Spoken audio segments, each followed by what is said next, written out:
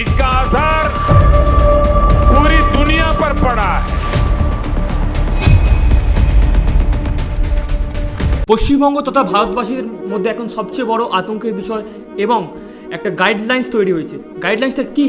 যে আমাদের প্রধানমন্ত্রী শ্রী নরেন্দ্র মোদী বলছেন যে এই মুহূর্তে সোনা কেনা যাবে না, পেট্রোল কেনা যাবে না, বিদেশ ভ্রমণ এখন বন্ধ করতে হবে।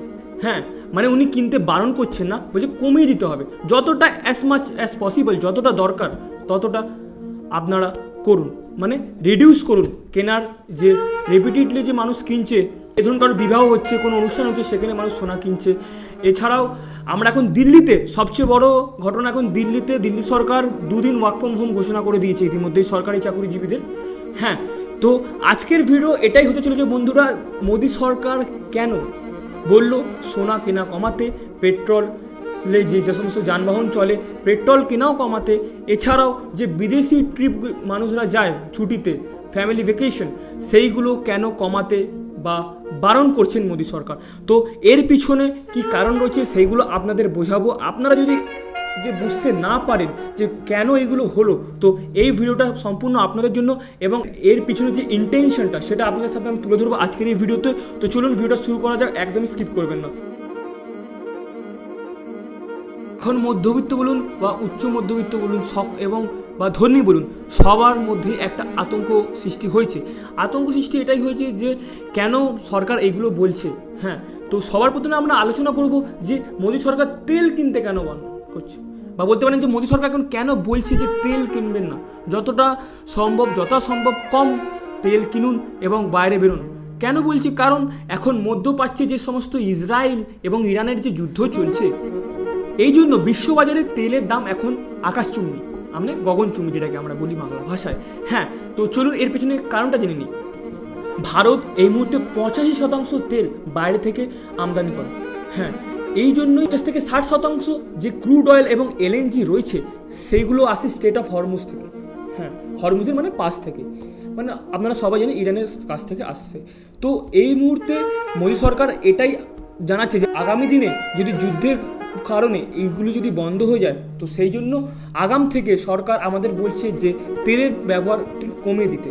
হ্যাঁ, যেইগুলো মানে পেট্রোল ডিজেলের ব্যবহারটা কমাতে। এইগুলো হলো এক প্রকার জীবাশ্ম জ্বালানি, যে এগুলো অফুরন্ত নয়, ফুরন্ত। ঠিক আছে, এই জন্য সরকার আমাদেরকে আগাম বার্তা দিচ্ছে। হ্যাঁ, এগুলোর ইউজ তোমরা রিডিউস করো বা কমাও। কথা উঠছে এটাই যে আন্তর্জাতিক ভ্রমণ কেন কমাবেন আপনি। হ্যাঁ, কারণ কি, ভারতীয়রা যখন বিদেশে যান, সেখানকার হোটেল, সেখানকার খাওয়া দাওয়া এবং সেখানকার যে সমস্ত জিনিসপত্র কেনেন, সেখানে তারা ডলার স্পেন্ড করেন এবং সেই ডলার যেগুলো তারা ব্যবহার করেন সেইগুলো ফরেন রিজার্ভ ব্যাঙ্কে স্টোর হয়ে যায়, সেটা আর ঘুরে ফিরে ভারতে আসে না।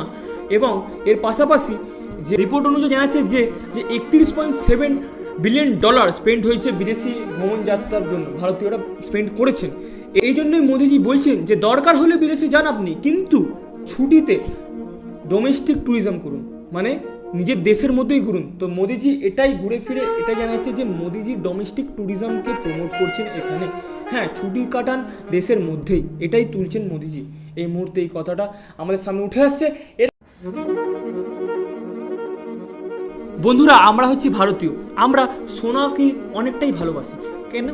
যখনই কোনো উৎসব হয়, যেমন কোনো বিবাহ হলো বা বিয়ে বাড়ি হলো বা বলুন কোনো অনুষ্ঠান হলো, বা যে সমস্ত বিভিন্ন আমাদের অনুষ্ঠান, বাঙালিদের তো বিশেষ করে বেশি অনুষ্ঠান রয়েছে, রিচুয়ালস রয়েছে অনুষ্ঠান, আমরা বলে থাকি বাঙালি মানে 12 মাসে 13 পার্বণ, এই সমস্ত জিনিসগুলোতে। এবং তাছাড়াও ভারতীয়রা বিভিন্ন জাতিরা অনেক ক্ষেত্রে সোনা কেনেন। তো সেই সোনা যখন তারা কেনেন, সেই সোনা বিদেশ থেকে আসে এবং বিদেশ থেকে আসার ফলে সেখানে বিদেশ থেকে আসা সোনার পেছনে ডলার খরচা হয়। হ্যাঁ, বেশি ডলার খরচা হলে কী হবে না, আমাদের রুপিজের ভ্যালু যেটা আছে সেটা কমে যাবে, মানে রুপিস দুর্বল হয়ে যাবে। আমাদের যে রুপিস আছে, ভারতীয় মুদ্রা আছে, সেটা দুর্বল হয়ে যাবে। বর্তমানে যেটা এখন $1 মানে 95 টাকা, যদি আমরা সোনা কিনতে থাকি, ডলারের চাহিদা বাড়তে থাকলে তো রুপি আরও পড়ে যাবে। সে তো আমরা অবশ্যই জানি রুপির এখন যা অবস্থা দেশের। তো এছাড়াও মোদিজি এটা কোনো আইন বানিয়েছেন এমন না, এটা আতঙ্ক হবার কোনো বিষয় নেই, এটা ওনার অনুরোধ বা বলতে পারেন আবেদন সাধারণ জনতার কাছে। হ্যাঁ, তো এটাই 3টে পয়েন্ট রয়েছে যেটা মোদিজি আমাদের হায়দ্রাবাদের বক্তৃতা দিয়েছেন, এটা বলেছেন। তো এটাই আপনার সামনে আলোচনা করলাম। তো বন্ধুরা আমি আবারও বলছি, এটা কোনো আতঙ্কের বার্তা নয়। মোদিজি জাস্ট এটা সাধারণ জনতার কাছে এটা আবেদন করেছেন। তো এখন আপনি কি করতে পারেন? সোনা কেনা, গোল্ড বাইং একটু কমান বা একটু থামুন, সোনা কেনা থেকে একটু বিরত থাকুন, হ্যাঁ। এবং বিদেশের জায়গায় নিজের দেশের মধ্যেই ঘুরুন। গোয়া আছে, মানালি আছে, কেদারনাথ আছে, বিভিন্ন জায়গা আছে, সেখানে জায়গায় যান, সেখানে ঘুরুন, নিজের লাইফকে এনজয় করুন। এর পাশাপাশি আরেকটা কথা বলবো যে যথাসম্ভব পাবলিক ট্রান্সপোর্ট ব্যবহার করুন যথাসম্ভব, না হলে নিজের বাইক গাড়ি নিয়ে বেরোতে পারেন। এই একটু একটু করে স্টেপ দেশকে পরিবর্তন আনবে, মানে দেশের পরিবর্তন আনবে, যেমনটা পশ্চিমবঙ্গে পরিবর্তন হলো 4 মে আমরা দেখতে পেলাম।